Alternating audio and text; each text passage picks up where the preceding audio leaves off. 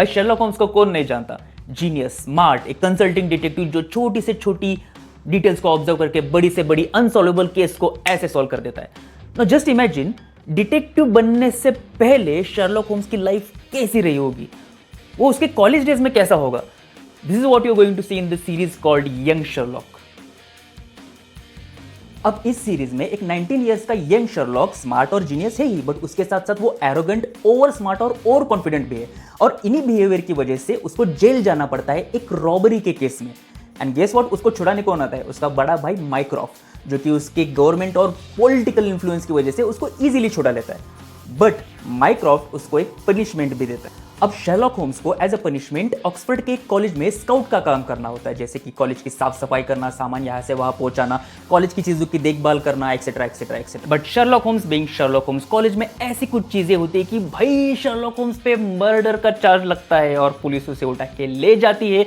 माइक्रॉफ्ट भी कुछ नहीं कर पाता इस सिचुएशन में। अब इस सिचुएशन में शर्लॉक होम्स की मदद करने के लिए कौन आता है, जेम्स मोरियार्टी। तो जैसे कि आप लोगों को पता है, जेम्स मोरियार्टी शर्लॉक होम्स का सबसे बड़ा विलन है। मतलब अगर शर्लॉक होम्स को कोई टक्कर देता है तो वो जेम्स मोरियार्टी होता है। ओके, और इस सीरीज में जेम्स मोरियार्टी को शर्लॉक होम्स का फ्रेंड दिखाया गया है। मतलब वो उसी एज का होता है और वो दोनों उसी कॉलेज में एक दूसरे से मिलते हैं एंड दे बिकम फ्रेंड्स।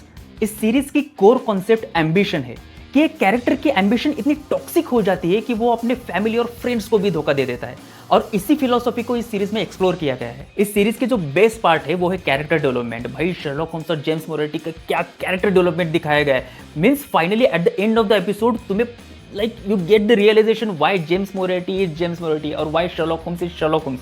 मतलब वो दोनों टक्कर के हैं, ओके, बट स्टिल जैसे जैसे सीरीज आगे बढ़ती जाती है उन दोनों की फिलॉसफी में तुम्हें दिखाई देता है कि जेम्स मोरियार्टी ऐसे थिंकिंग करता है और शर्लॉक होम्स ऐसे थिंकिंग करता है।